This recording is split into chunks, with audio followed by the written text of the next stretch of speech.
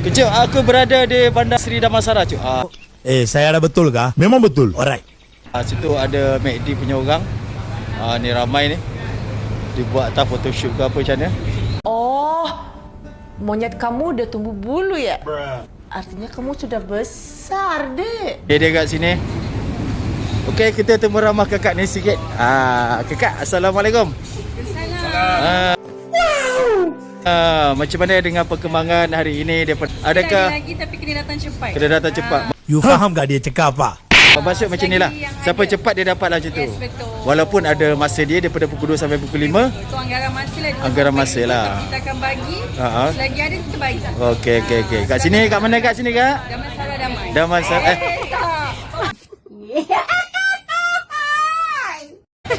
Seri Damansara. Okey. Alright. Necuk dia minuman dia untuk rider-rider, para rider. Tak kira Shopee, Grab, Panda ke, cepat-cepat datang sini.